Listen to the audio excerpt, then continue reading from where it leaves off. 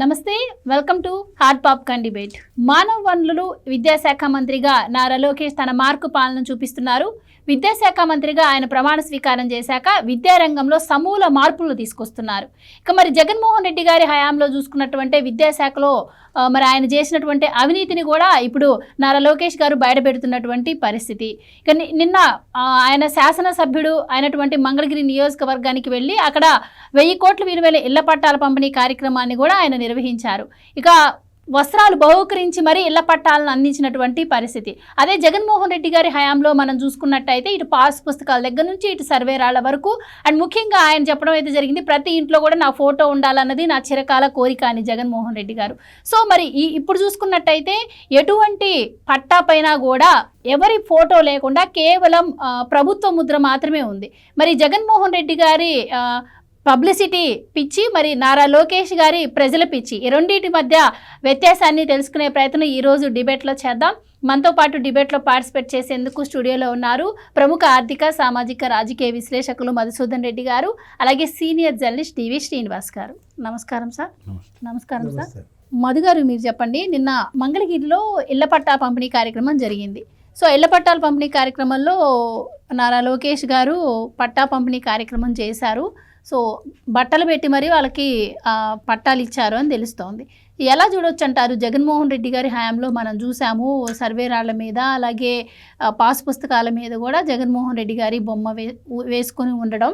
So కూటమి ప్రభుత్వం అధికారంలోకి వచ్చాక అవన్నీ కూడా మళ్ళీ కొత్త పాస్ పుస్తకాలు ఇవ్వడం అయితే జరిగింది. ఈ ఇద్దరి మధ్య ఉన్న వ్యత్యాసం ఏంటంటారు? వ్యత్యాసం ఏంటంటే, రెండు ప్రభుత్వాలు ఏర్పడినప్పుడు ప్రజలు పాలన చూసి పాలన నచ్చకపోతే ప్రజాస్వామ్యంలో మళ్ళీ ప్రభుత్వాన్ని మార్చేస్తారు.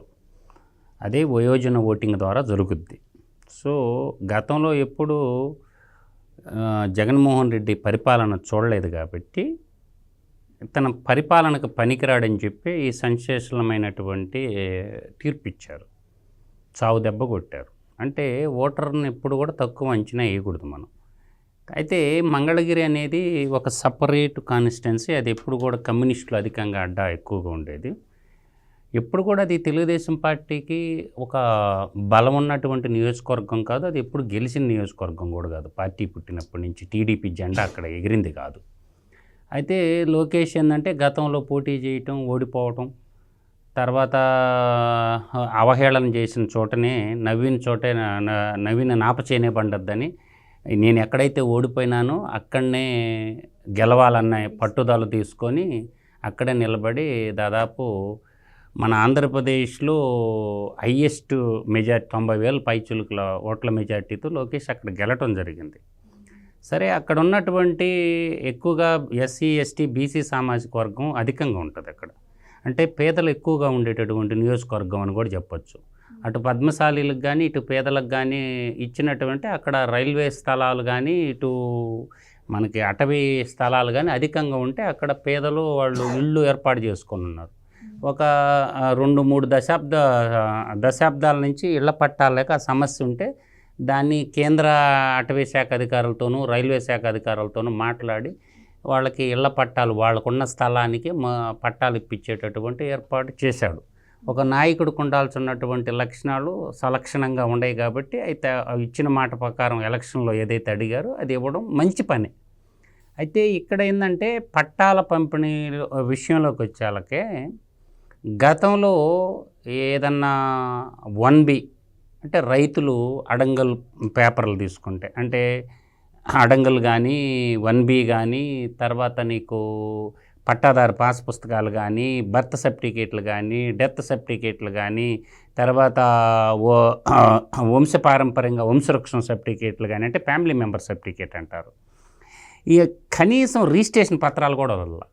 అంటే ఈ బొమ్మల పిచ్చోడు ఏం చేశాడు, సరిహద్దు రాళ్ళు కూడా వదల.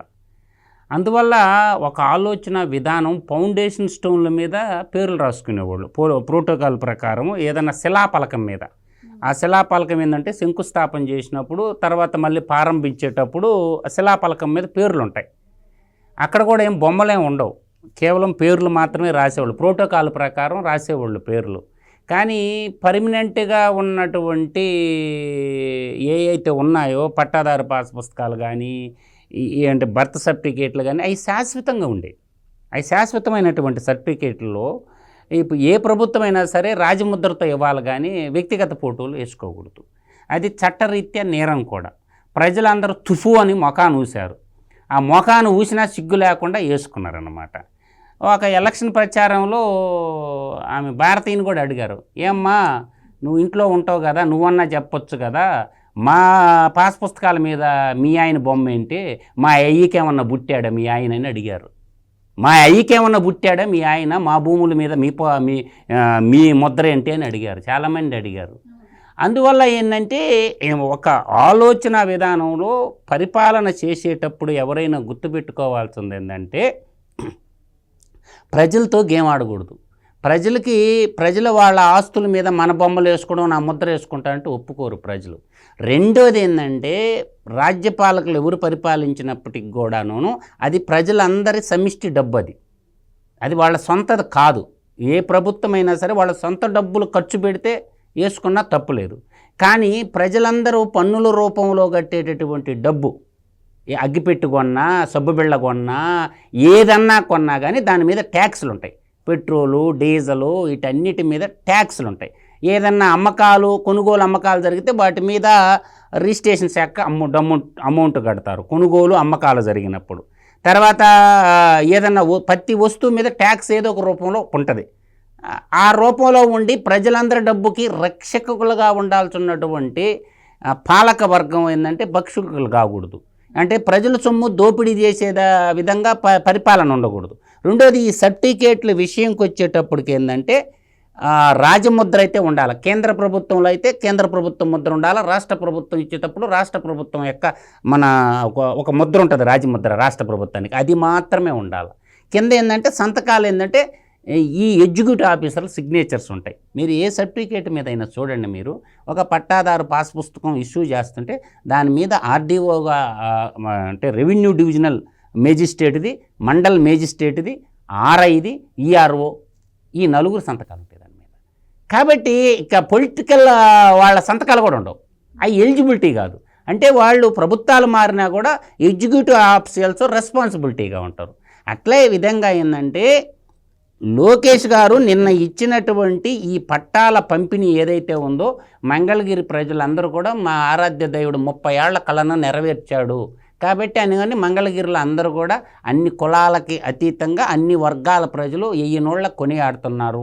అంటే అనుమానాలు ఉంటాయి. కనీసం లోకేష్కు ఓటైన వాళ్ళు కూడా కొన్ని పట్టాలు తెచ్చుకున్నారు పోయి. ఆ విషయంలో అయితే నేను నిన్న ఒక పెద్ద చెప్తుంటే నేను విన్నా, అయ్యా నేనైతే ఓటేయలేదు, నేను జలగన్నకే ఓటేశాను, అయినా లోకేష్ నాకు పిలిచి నా ఇంటికి పట్టా ఇచ్చాడు, అందుకని ఆ అబ్బాయికి తాతకు తగ్గ మనవడు అన్నది. ఒకటే మాట అన్నది, తాతకు తగ్గ మనవడు, ఆ బిడ్డ 100 ఏళ్ళు సెల్లంగా ఉండాలా అని చెప్పి నా ఆయుష్ పోసుకొని కూడా ఆ పిల్లోడు బాగుండాలని చెప్పింది. అందువల్ల ఏంటంటే విద్యాశాఖకు వచ్చేసరికి ఒక మానవ వనరుల అభివృద్ధి అంటే యువతలో స్కిల్ డెవలప్ చేయడానికి ప్రణాళిక రచిస్తున్నాడు. అదే యువతకి ఉద్యోగాల కల్పనకి మనం చూసాం 8 లక్షల కోట్లతోటే ఒప్పందాలు కుదుర్చుకొని రకరకాల కంపెనీల్లో వాళ్ళకు ఉపాధి కల్పన చూపిస్తా అంటే ఒక 8 లక్షల కోట్ల రూపాయలు విలువైన కంపెనీలతో ఎంఓయూలు కుదుర్చుకున్నారు. గతంలో కూడా గత ప్రభుత్వంలో కూడా ఎంఓయూలు కుదుర్చుకున్నారు. దేనికి? చేపల మార్కెట్కి, పచ్చళ్ళకి, తర్వాత ఇంకోటి ఏందో రకరకాలు ఉంటాయి అప్పడాలకి, ఇటువంటివన్నీ ఎంఓయూలు కుదురు. ఇప్పుడు ఏంటంటే ఇంటర్నేషనల్ కంపెనీలు, నేషనల్ కంపెనీలు, లోకల్ కంపెనీలకు అన్నిటి అట్లా ఏంటంటే ఒకవైపున ఏంటంటే మానవ వనరులలో స్కిల్ డెవలప్మెంట్ చేస్తూ చదువుకున్న యువతకి ఉద్యోగ కల్పనగా కల్పిస్తూ, మూడోది ఏంటంటే నవతరానికి అడుగులు అనేవి కూడా మంచి వైపు పడుతుండే అడుగులు. కాబట్టి గత ప్రభుత్వానికి ఈ ప్రభుత్వాన్ని కంపేర్, గతంలో ఎడ్యుకేషన్ మినిస్టర్లు ఎవరున్నారు? సారా వ్యాపారస్తుడు నిండు. గతంలో చదువుకున్నోళ్ళు లేడు విద్యాశాఖ మంత్రిగా. గతంలో విద్యాశాఖ మంత్రికి ఎవరు ఉన్నారంటే సారా వ్యాపారస్తుడు ఉన్నాడు. సారా వ్యాపారం చేసుకునేవాడికి విద్యాశాఖ నడిపిమంటే ఎలా నడిపిస్తాడా? నక్కకి నాగలోకానికి ఉన్నంత తేడా ఉంది అప్పుడు విద్యాశాఖ మంత్రికి, ఇప్పుడున్న విద్యాశాఖ మంత్రి. Right sir. డివిఎస్ గారు ఇక్కడ మంగళగిరి శాసనసభ్యుడిగా ఆయన విజయాలు చెప్పుకోవాలి ముందుగా మనం మాట్లాడే ముందు.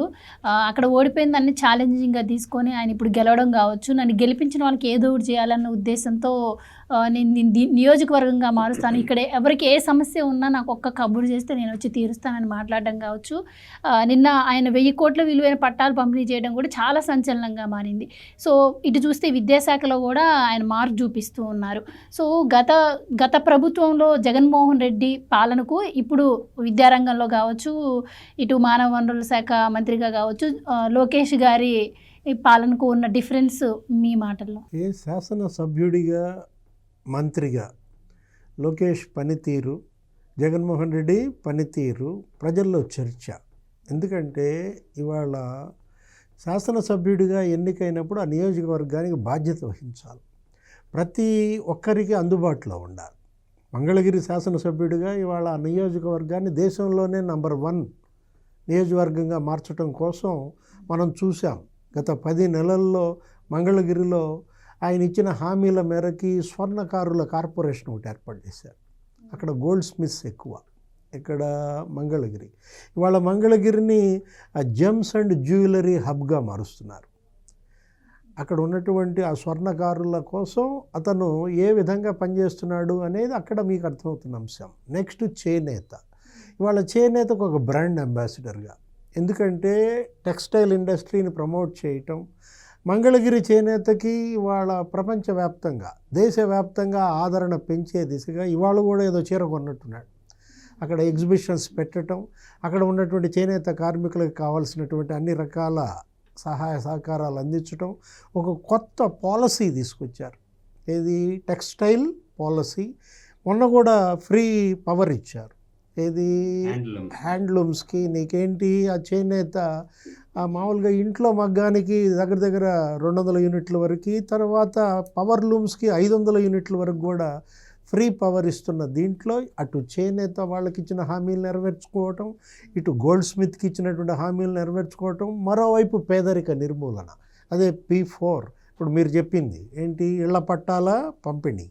ఒక్కరోజు మరి 1000 కోట్ల రూపాయలు విలువైన పట్టాలు అందజేయడమే కాదు, మీరేమని చెప్పారు, ఆయనే సొంత ఖర్చులతో బట్టలు పెట్టి మరీ నీకు పట్టాలు ఇవ్వడం.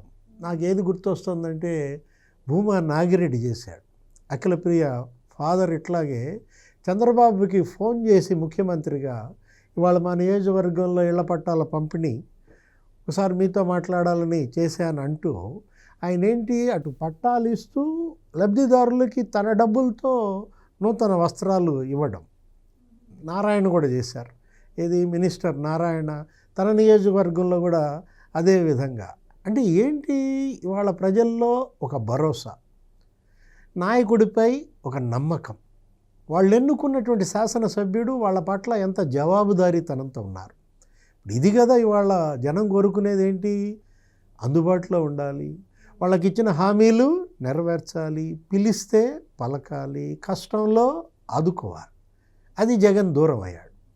జగన్ జనానికి దూరం అవ్వటం కాదు, జనాన్నే జగన్మోహన్ రెడ్డి దూరం పెట్టాడు. ఏంటి, పులివెందుల శాసనసభ్యుడిగా పులివెందుల ప్రజలకు ఎంత మేర అందుబాటులో ఉన్నాడు.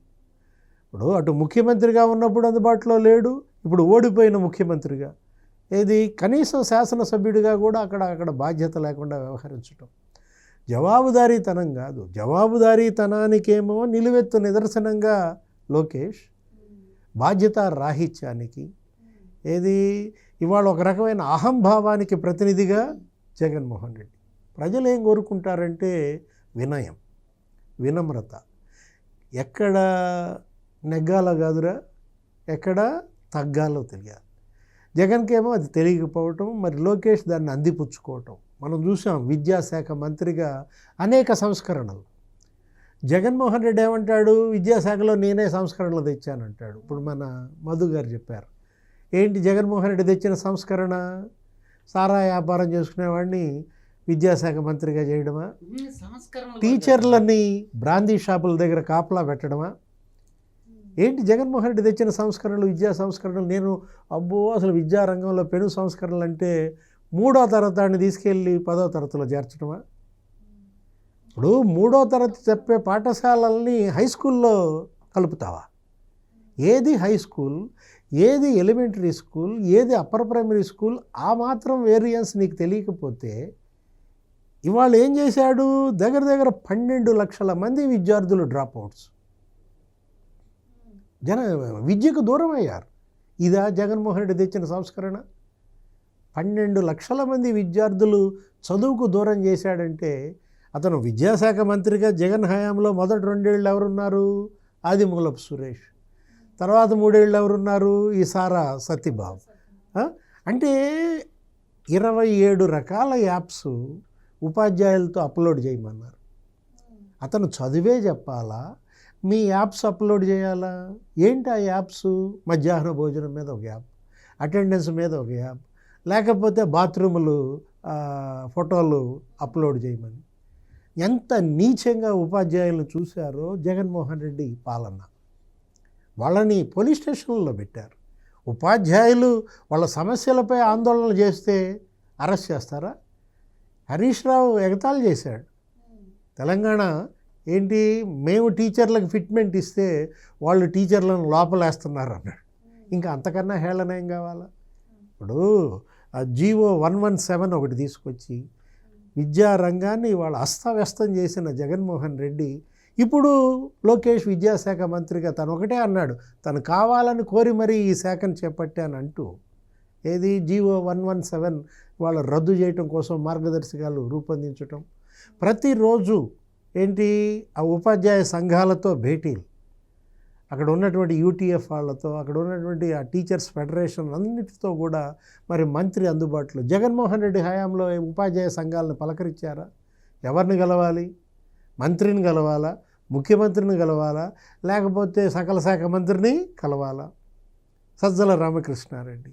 అంటే అటు మంత్రిగా వీళ్ళ పనితీరు, పదవి వచ్చినప్పుడు జగన్మోహన్ రెడ్డి ఎలా పనిచేశాడు, పదవి ఉన్న లోకేష్ ఎలా పనిచేస్తున్నాడు, శాసనసభ్యుడిగా జగన్మోహన్ రెడ్డి ఎలా పనిచేశాడు, శాసనసభ్యుడిగా లోకేష్ ఎలా పనిచేస్తున్నారు, ఇవాళ ప్రజల్లో చర్చ అన్నమాట. ఇప్పుడు బాధ్యత ప్రజలు ఇచ్చింది, అదేంటి, అది పదవి అంటే అది అలంకారం కాదు, అదొక బాధ్యత.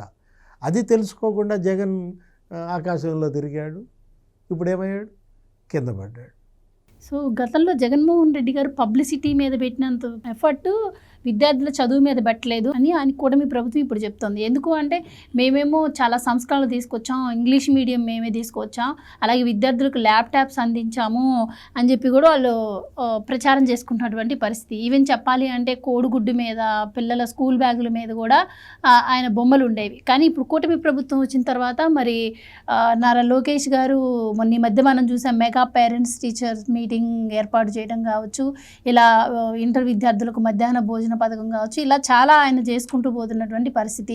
ముఖ్యంగా అంత చెప్పుకునే వాళ్ళు విద్యా వ్యవస్థలో కూడా చాలా బిల్లులు పెండింగ్లో పెట్టారు అని కూడా మనం విన్నాము. మీరేం చెప్తారు ఇద్దరి మధ్య వ్యత్యాసం? ఇద్దరి మధ్య వ్యత్యాసం అంటే ఒకటి గుర్తమ్మా, మీరు ఏమడిగారు? యాడ్లు అన్నారు, ప్రచారం అన్నారు. ప్రచారం అనేది వాళ్ళ సొంత సంస్థకే కదా దోపిడీ చేసుకున్నది. సాక్షి మీడియాకి, సాక్షి పేపర్కే కదా దోపిడీ చేసుకున్నది. పక్కన వాళ్ళకి ఎవరికన్నా ఇచ్చాడు, మిగిలి ఉంటేనే కదా పక్కన వాళ్ళకి ఇచ్చింది. ఈరోజు ఆ రోజు ప్రజా సంపదని యాడ్లు వేయకపోతే చిక్కీలకు ఒక యాడు, ట్యాబులకు ఒక యాడు, డాష్ బోర్డులకు ఒక యాడ్లు వేసుకుంటే కదా డబ్బులు వచ్చేదా? అట్లా సర్వం నాకేశారుగా. అదే కదా కేసు, INDPRలో పడ్డ కేసు ఏంది? ఒక రాష్ట్ర ముఖ్యమంత్రి దొంగతనం చేసిన కేసు కదా అది. రాష్ట్ర ముఖ్యమంత్రి ఆయన భార్య చైర్మన్గా ఉన్న కంపెనీకి దోచిపెట్టిండు, అది పెద్ద తీవ్రమైన నేరము. కాబట్టి యాడ్ లేకపోతే ఎట్లా వస్తే? నేను ఒక మాట అంటాను, ఎన్ని స్కూళ్ళకి ఇంటర్నెట్ కనెక్షన్ ఇచ్చావు? గతంలో ఫైబర్ నెట్ అనే ఒక ప్రోగ్రాం చంద్రబాబు నాయుడు తీసుకొని పల్లెకి ప్రతి పట్టణానికి ఇంటర్నెట్ కనెక్షన్ ఇచ్చేసి ఆ ప్రోగ్రాం అండర్గ్రౌండ్గా అన్ని మా ఏరియా కూడా వేశారు. 150 రూపాయలకే ఫోను, టీవీ పనిచేసేటట్టు ఫైబర్ నెట్ ప్రోగ్రాం తెచ్చింది. ఏమనుకుంటున్నారు? దాని స్కీమ్ని కాస్త స్కామ్ చేసి పెద్ద ఆయన్ని 53 రోజులు జైల్లో పెట్టింది ఎవరు? ఈ కలికాల దుర్మార్గుడే కదా, ఈ కలికాల జగన్నాసురుడే కదా. నేను అనేది ఏంటంటే సార్, ఆ రోజు ఆ ఫైబర్ నెట్ మొత్తం వేసేసి మండలంలో ఏమవుతుంది? MRO ఆఫీస్కి, MDO ఆఫీస్కి, ఆ తర్వాత పశువుల హాస్పిటల్కి, గవర్నమెంట్ హాస్పిటల్కి, వెలుగు హాస్పిటల్కి, గృహ నిర్మాణం, ఆ మార్గంలో పోయేటటువంటి స్కూళ్ళకు కూడా నెట్ కనెక్షన్ ఇచ్చేస్తే అప్పుడు ఏంటంటే అబ్దుల్ కలాం గారు చెప్పారనమాట, ఢిల్లీలో ప్రొఫెసర్ చెప్పే పాఠాలు కూడా గ్రామీణ ప్రాంత విద్యార్థులు వినాలన్నటువంటి సదుద్దేశంతో ఎక్కడన్నా టీచర్ల కొరతగా కానీ ఉంటే, ఒకవేళ మ్యాథ్స్ లెక్చరర్ రాలేదు, ఒక మ్యాథ్స్ టీచర్ లేరు, ఆంధ్రప్రదేశ్లో ఉండేటటువంటి టీచర్లు అందరి పిల్లలు ఒకేసారి వినొచ్చు. ఆ యొక్క ఎలక్ట్రానిక్ బోర్డులు ఉండటం వల్ల, ఇంటర్నెట్ కనెక్ట్ ఉండటం వల్ల టీచర్లు కొరత ఉన్న దగ్గర పక్క హై స్కూల్లో చెప్పేటటువంటి ఇక్కడ వినొచ్చు అనమాట. అటువంటి నెట్ కనెక్టివిటీ లేకుండా ఎట్ట పని చేస్తాయి? 2 ఇవాళ ట్యాబులు ఉన్నాయి. ట్యాబుల వల్ల ఎవరికి ఉపయోగము? బైజూస్ కంపెనీ వాడు ట్యాబ్ తయారు చేస్తాడా? ఆ ట్యాబులను అడ్డం పెట్టుకొని ఎంత కొట్టేసినావు నువ్వు? ఒక ట్యూషన్ చెప్పే కంపెనీ వాడికి ట్యాబ్ ఊరు తెస్తాడు, లెనోవా కంపెనీ వాడు తయారు చేస్తాడు, శాంసంగ్ కంపెనీ వాడు తయారు చేస్తాడు, యాపిల్ కంపెనీ వాడు ట్యాబులు తయారు చేస్తారు. వాళ్ళ చేత ఒక ట్యాబులు కొనాలి కానీ బైజూషుడు ట్యాబ్ తయారు చేస్తాడా? బైజూషుడు కాడ ఎందుకు కొన్నాం? ఎన్ని 100 కోట్లు కొట్టేశారు ట్యాబులు ముసుగులు. అందువల్ల ఏంటంటే ఒకవైపు ఇంటర్నెట్ కనెక్షన్ లేకుండా నీకు నెట్ ఎలా పనిచేస్తుంది? 2 ఏడన్నా స్కూల్ కట్టావా? ఒక్క స్కూల్ కట్టాడో నాకు చెప్పానండి. గతంలో ఉన్న స్కూళ్ళకి రంగులు వేసుకొని డబ్బులు కొట్టేశారు కానీ నువ్వేమన్నా కొత్తగా ఒక స్కూల్ నిర్మాణం చేసావా? ఉమ్మడి 13 జిల్లాల్లో ఆడు చెప్పుకున్న 26 జిల్లాల్లో ఎక్కడన్నా ఒక్క స్కూల్ కట్టి తెలుగు జాతికి అంకితం చేసావా? పోనీ ప్రతి సంవత్సరం విద్యార్థుల సంఖ్య పెరిగినప్పుడు ఉపాధ్యాయుల సంఖ్య కూడా పెరగాలిగా. ఉపాధ్యాయులు లేరే, ఒక్క రిక్రూట్మెంట్ చేసావా?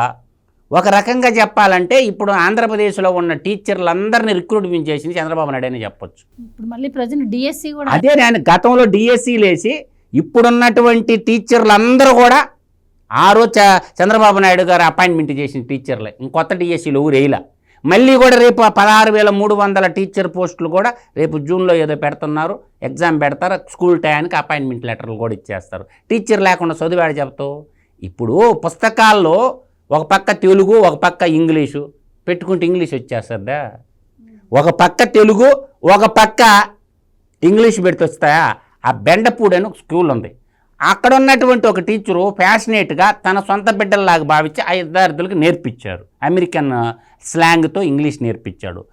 ఈడేదో నేర్పించినట్టు పక్కన కూర్చొని బిల్డప్లు ఇచ్చాడు. వాళ్ళు 10th క్లాస్లో ఏం మార్కులు వచ్చినాయి అందరికీ తెలుసు. ఎప్పుడైనా సరే ఎనీ కైండ్ ఆఫ్ లాంగ్వేజ్ గుర్తుపెట్టుకోండి, కమ్యూనికేటెడ్. అంత మాత్రాన ఇంటెలిజెంట్లు గారు, ఇంగ్లీష్ వచ్చినోడల్లా మేధావి కాదు. ఎప్పుడైనా గుర్తుపెట్టుకోండి, any kind of language communication అంటే ఈ వ్యక్తి మనసులో ఉండే భావాలు అవతల వ్యక్తికి అర్థం కావటానికి లాంగ్వేజే తప్ప లాంగ్వేజ్ వచ్చినోడల్లా మగాడు కాడు. దమ్ముండాల, ఒక ఆడిటింగ్ చేయాలంటే తెలుసుండాల ప్రాసెస్, ఒక బల్బు కొనుక్కోవాలంటే ఒక సైంటిస్ట్ అయి ఉండాలి, ఒక మ్యాథ్స్ ఉంటుంది, ఫిజిక్స్ ఉంటుంది, కెమిస్ట్రీ ఉంటుంది. లాంగ్వేజ్ మాట్లాడినంత మాత్రాన తెలివైనోడు కాడు, ఎప్పుడు కూడా గుర్తుపెట్టుకోండి. అంటే ఇప్పుడు ఆ లాంగ్వేజ్ని మేము తీసుకొచ్చాము, ఇప్పుడు కూటమి ప్రభుత్వం వచ్చిన తర్వాత దాన్ని మళ్ళీ రద్దు చేసిన నేపథ్యంలో చాలామంది కూడా మళ్ళీ ప్రైవేట్ పాఠశాలకి కట్టబెట్టేందుకు కూటమి ప్రభుత్వం ఈ విధంగా కుట్ర పన్నుతుంది అని కూడా అదంతా తప్పు. అనుకునే వాళ్ళకి ఎవరికైనా వస్తుంది లాంగ్వేజ్. ఇప్పుడు హిందీ మాట్లాడాలా అనుకున్నప్పుడు హిందీ నేర్చుకుంటాడు, ఇంగ్లీష్ మాట్లాడాలా, నేను ఇంగ్లీష్లో మాట్లాడాలనుకున్నప్పుడు ఇంగ్లీష్ నేర్చుకుంటాడు. తమిళనాడులో ఉంటే తమిళం ఆటోమేటిక్గా వస్తుంది. కర్ణాటకలో ఉంటే ఇప్పుడు కలెక్టర్లు ఉన్నారమ్మా, వాళ్ళకి రాదు లాంగ్వేజ్, తెలుగు చచ్చినట్టు నేర్చుకుంటారు. ఇక్కడికి వచ్చినాక ఎవరైనా సరే ఉపాధిని ఎత్తుక్కుంటూ ఓన్లీ ఇంగ్లీష్ వస్తే ఉద్యోగాలు వస్తాయి అంటే వాడిని రమ్మన్నా ముందుకి ఇంగ్లీష్ వచ్చిన వాళ్ళకి అందరూ ఉద్యోగాలు ఇప్పించడం చూస్తా. ఇంగ్లీష్ వల్ల ఉద్యోగాలు రావు, స్కిల్ వల్ల ఉద్యోగాలు వస్తాయి. ఇప్పుడు ఒక టన్నర్ ఉంటాడు, ఒక వెల్డర్ ఉంటాడు, లేదంటే ఒక మిషన్ ఆపరేటర్ ఉంటారు. ఇంగ్లీష్ వస్తే ఉద్యోగాలు రావు, స్కిల్ ఉంటే వస్తుంది.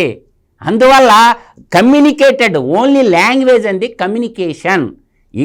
ఈ మనిషి ఏం చెప్తున్నాడని ఎదుటోడికి అర్థం కావటానికి లాంగ్వేజెస్, స్కిల్ అనేది ఉండాలి. ఆయా వర్కల్లో స్కిల్ అనేది ఉంటే ఉద్యోగం వస్తుంది. కానీ అది ఒక పార్ట్ లాగా ఉపయోగపడద్ది. హిందీ రాష్ట్రాల్లో పనిచేయాలంటే హిందీ వచ్చి ఉండాలా, తమిళనాడు లాంటి రాష్ట్రాల్లో పనిచేయాలంటే ఇంగ్లీషు అండ్ తమిళం వచ్చి ఉండాలా. ఇవాళ తమిళనాడు వాళ్ళు ఏమంటున్నారు, హిందీ బోర్డులన్నీ నల్ల రంగు వేస్తున్నారా లేదా? వాళ్ళు భాషా ప్రేమికుల వాళ్ళు. అట్లాగే ఏంటంటే ఇక్కడ తెలుగు మాట్లాడుకునేవాడికి అమెరికాకు పోయేవాడికి ఇంగ్లీష్ కానీ ఏడుండేవాడికి ఇంగ్లీష్ ఏం అవసరం? వాడికి నేర్చుకోవాలనుకుంటే నేర్చుకుంటాడు, నేర్చుకుంటే ఎవరికైనా వస్తుంది ఇంగ్లీషు. ఏ స్కూల్కి పోయి చదువుకున్నదా విజయమ్మ ఎట్ట మాట్లాడుతుంది ఇంగ్లీషా? ఏ స్కూల్కి పోయి చదువుకున్నదా శర్మిల మాట్లాడటం ఇంగ్లీషా? అంత మాత్రాన మేధావి అయిపోద్ది శర్మిల. ఇప్పుడు శర్మిల ఏ స్కూల్కి పోయి చదువుకున్నది? ఇంగ్లీష్ ఎట్ట వస్తుంది దానికి? చర్చికి పోయింది కాబట్టి వస్తుంది ఇంగ్లీషు. ఊర చెప్తే ఎట్ట కబుర్లు ఇంగ్లీష్లో మాట్లాడినంత మాత్రాన మేధావులు అయిపోతారంటే ఓ అబ్బో ఇంకా లాభం లేదు. అందువల్ల ఏంటంటే ఈరోజు మ్యాథ్స్, ఫిజిక్స్, కెమిస్ట్రీ, ఆడిటింగ్ అనే చాలా సబ్జెక్టులు ఉంటాయి. ఇంగ్లీష్ మాట్లాడినోడల్లా చేస్తాడు అవన్నీ. కాబట్టి నాలెడ్జ్ గెయిన్ చేసుకోవటానికి ఒక సోర్సు, వరల్డ్ నాలెడ్జ్ మనం గెయిన్ చేసుకోవటానికి ఒక సోర్స్ లాగా ఉపయోగపడుద్ది. ఎనీ కైండ్ ఆఫ్ లాంగ్వేజ్ నా దృష్టిలో కమ్యూనికేషన్, అవతల వ్యక్తి భావజాలాన్ని మనం అర్థం చేసుకోవటానికి ఉపయోగపడుతుంది తప్ప లాంగ్వేజ్ వచ్చినోడల్లా గొప్పోడు కాడు. అట్లా అనుకుంటే అబ్దుల్ కలాం గారు కూడా తమిళ్ మీడియంలో చదువుకున్నాడు, ఇంగ్లీష్ మీడియంలో చదువుకోలే. ఆయన సైంటిస్ట్ కాలేదా? దేశానికి రాష్ట్రపతి కాలేదా? మ్యాన్ ఆఫ్ ద మిసైల్ కాలేదా? అబ్దుల్ కలాం గారు అంతెందుకమ్మా, డాక్టర్ సతీష్ రెడ్డి మా నెల్లూరోడే, మా పక్కూరోడే, ఏం సైంటిస్ట్ కాల ఆయన చదువుకున్న తెలుగు మీడియంలోనే. డాక్టర్ సతీష్ రెడ్డి డిఆర్డిఓలో సైంటిస్టు, ఇప్పుడు ప్రభుత్వ సలహాదారుడిగా వచ్చాడు కదా ఆయన. శాస్త్ర సాంకేతిక రంగానికి సలహాదారుడిగా ఉంటారు కేంద్ర మంత్రి. ఆయన చదువుకున్నది తెలుగు మీడియంలోనే. వాళ్ళంతా గొప్పోళ్ళు కాలేదా? ఈరోజు మోక్షగుండ విశ్వేశ్వరయ్య గారు ఆయన చదువుకున్నది మొట్టమొదట తన మాతృభాష అయినటువంటి మాతృభాషలోనే చదువుకున్నారు.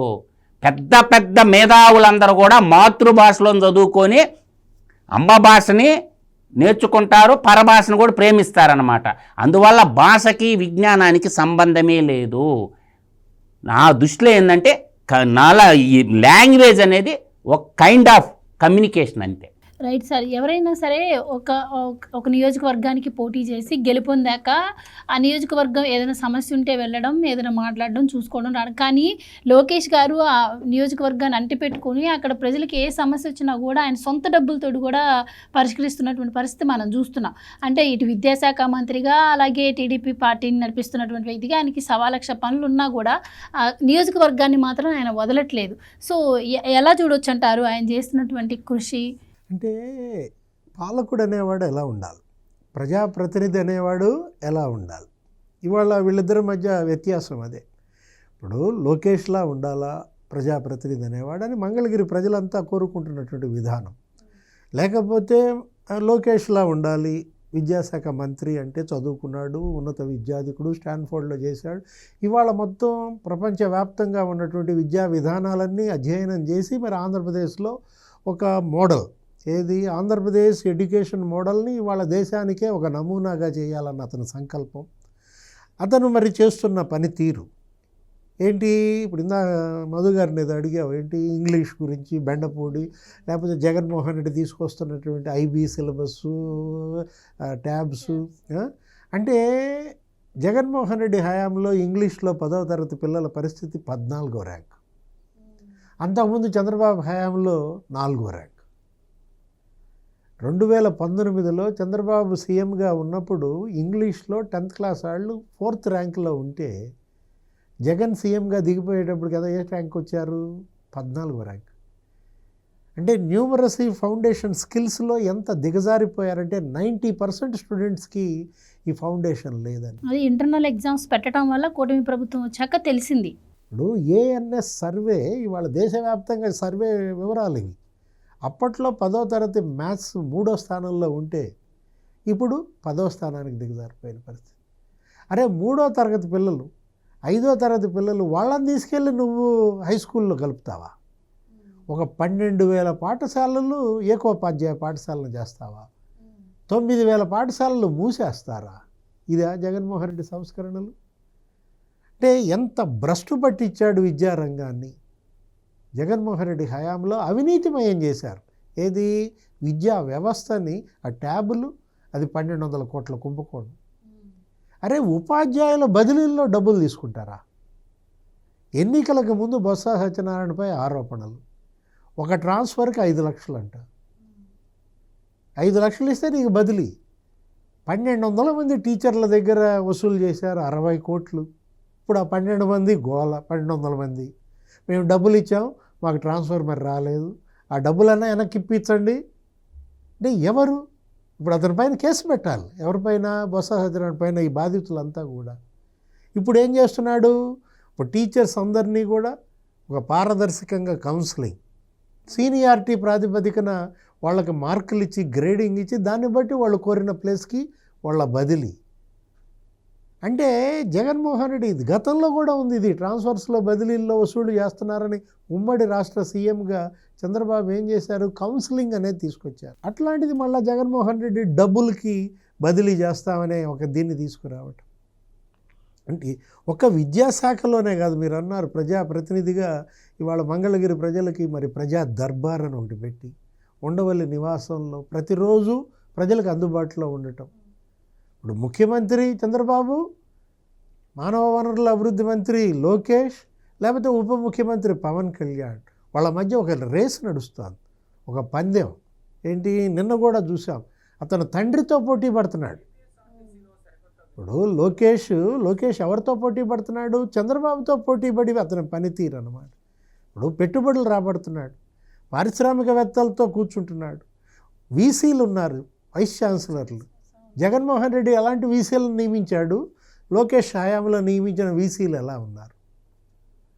ఒక ఎస్టీ ప్రొఫెసర్, ఒక ఆదివాసీ ప్రొఫెసర్ ఎరుకల ప్రసన్నశ్రీ వాళ్ళ వీసీ కాగలిగిందంటే, ఒక సామాజిక న్యాయం పాటించారంటే బీసీలు, బ్రాహ్మణులు, కమ్మ, లేకపోతే రెడ్డిస్, లేకపోతే ఎస్సీస్, ఎస్టీస్, అంటే వైస్ ఛాన్సలర్లను కూడా ఒకే వర్గానికి సంబంధించిన వాళ్ళని నియమించి, అరే యూనివర్సిటీలని రాజకీయ వేదికలుగా మార్చాడన్న చెడ్డ పేరు జగన్మోహన్ రెడ్డి. అంటే వీసీ, ఆంధ్ర యూనివర్సిటీ వీసీ అంటే అతను ఎవరో ప్రసాద్ రెడ్డి ఏం చేస్తాడు? రాజశేఖర రెడ్డి బర్త్డే అంటాడు, జగన్మోహన్ రెడ్డి బర్త్డే అంటాడు, కేక్ కటింగ్లు అంటాడు. ఈయనకేంటి పని? అరే వైసీపీ ఎమ్మెల్సీ క్యాండిడేట్ని గెలిపించడానికి నువ్వు వెళ్తావా? విజయసాయి రెడ్డితో అంటగాగుతారా? నాగార్జున యూనివర్సిటీ వీసీ రాజశేఖర రెడ్డి విగ్రహం పెడతానంటాడు, పెట్టారు. అంటే రాజశేఖర రెడ్డి విగ్రహాలు ఎక్కడ పెట్టాలి? ఆయన చదువుకున్న యూనివర్సిటీల్లో పెట్టండి, ఆయన చదువుకున్న స్కూల్లో పెట్టండి. నాగార్జున యూనివర్సిటీకి రాజశేఖర రెడ్డికి ఏంటి సంబంధం? ఆంధ్ర యూనివర్సిటీకి రాజశేఖర రెడ్డికి ఏంటి సంబంధం? ఎన్టీఆర్ హెల్త్ యూనివర్సిటీ ఉంటే దాని పేరు మార్చేశారు, వైఎస్ఆర్ హెల్త్ యూనివర్సిటీ అని. ఏం జరిగింది? జనమే కూలగొట్టారు, ఆ బోర్డు కూలగొట్టి ఆ 3 అక్షరాలు లేపేశారు. 260 కోట్లు డబ్బులు కూడా కొట్టేశారు సార్ దాంట్లో. ఏది? ఎన్టీఆర్ హెల్త్ యూనివర్సిటీలో డబ్బులన్నీ వీళ్ళు కాజేశారని. అసలు యూనివర్సిటీల్లో ఉన్న డబ్బు దేనికి వాడాలి? అంటే వాళ్ళ దగ్గర ఉన్న యూనివర్సిటీలు 400 కోట్లు మీరు మీ దీనికి తీసుకుంటారా? అంటే ఇప్పుడు పెద్దిరెడ్డి రామచంద్రారెడ్డి చెప్పినాడికి ఒక వీసీ, అవినాష్ రెడ్డి చెబితే వీసీ, నీ బావమరిదిని ఒక రిజిస్ట్రార్గా పెడతావు ఒక యూనివర్సిటీకి. అంటే అప్పుడు ఇప్పుడు యూనివర్సిటీలు ఎలా ఉన్నాయి, అప్పుడు ఇప్పుడు వైస్ ఛాన్సలర్ల ఎంపిక ఎలా జరుగుతోంది, అప్పుడు స్కూల్స్ ఎలా ఉన్నాయి, ఇప్పుడు స్కూల్స్ ఎలా ఉన్నాయి, అప్పుడు టీచర్ల పనితీరు ఎలా ఉంది, ఇప్పుడు టీచర్ల పనితీరు ఎలా ఉంది. లోకేష్ ఇవాళ బాధ్యతాయుతమైన ప్రజాప్రతినిధిగా, ఒక మంత్రిగా ఇవాళ ప్రజాదరణ పొందుతున్న విధానం. అదే జగన్మోహన్ రెడ్డి ఎక్కడున్నాడు? యలహంక, బెంగళూరా? Right sir, thank you so much అండి. Thank you so much sir. ఇది వాళ్ళ డిబేట్. మరో డిబేట్తో మళ్ళీ కలుద్దాం. Keep watching.